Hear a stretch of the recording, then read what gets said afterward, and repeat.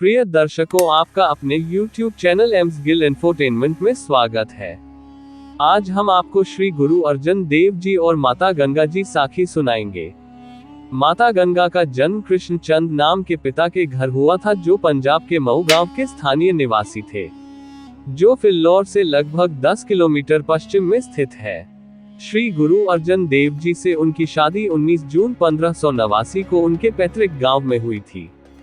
वह श्री गुरु अर्जन देव जी की दूसरी पत्नी थी, क्योंकि उन्होंने पहले माता रामदेई से लगभग 10 साल पहले 1579 में शादी की थी। सिख लोक कथाओं की एक साखी के अनुसार माता गंगा बाबा बुड्ढा जी से आशीर्वाद लेने के लिए मिली, क्योंकि दंपति एक संतान की कामना कर रहे थे। उनके प्रयासों के बावजूद कुछ समय तक दंपति निसंतान रहे। कर्मो, जो पृथ्वी चंद की ईर्ष्यालु पत्नी थी, उसने दंपति के निसंतान होने का मजाक उड़ाया और दावा किया कि गुरुपद अंततः उसके अपने पुत्र मेहरबान को मिलेगा, क्योंकि श्री गुरु अर्जन देव जी और माता गंगा अपना जैविक उत्तराधिकारी पैदा करने में असमर्थ थे।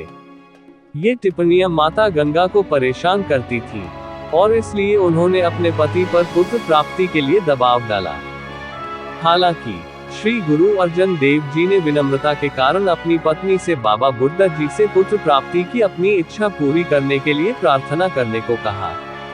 चूंकि बाबा बुड्ढा जी एक वृद्ध और एकांत प्रिय व्यक्ति थे, इसलिए माता गंगा उनका आशीर्वाद लेने के लिए नंगे पैर ही उनके पास जाती थी। बाबा बुड्ढा जी से आशीर्वाद लेने के लिए गंगा द्वारा किया गया पहला प्रयास विफल रहा, क्योंकि उनके साथ शोरगुल वाली गाड़ियां और लड़कियों का एक दल जाता था, जो बाबा बुड्ढा जी के दृष्टिकोण से सिख गुरु के परिवार का दिखावटी और अनुचित प्रवेश प्रतीत हुआ। बाबा बुड्ढा जी ने माता गंगा द्वारा लाए गए उपहारों को स्वीकार करने से भी इनकार कर दिया।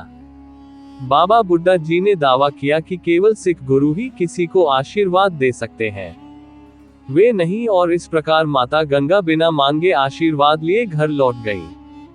अपने पति गुरु अर्जन देव जी को ये घटना सुनाने के बाद गुरु जी ने गंगा को आशीर्वाद मांगने के लिए किसी संत के पास जाने का सही तरीका बताया। बाबा बुड्ढा जी से आशीर्वाद लेने के दूसरे प्रयास में माता गंगा ने स्वयं अपना भोजन तैयार किया। साधारण व्यंजन बनाने के लिए अपना मक्का पीसकर भोजन तैयार किया।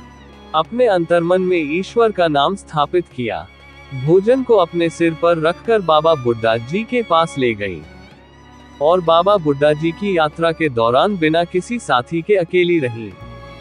बाबा बुड्ढा जी इस बार बहुत प्रसन्न हुए, और गंगा द्वारा व्यक्तिगत रूप से तैयार किए गए भोजन से प्याज की फली को अलग करते समय उन्होंने उससे एक लंबे, बहादुर, अच्छे दिखने वाले और मजबूत बेटे को जन्म देने का आशीर्वाद दिया।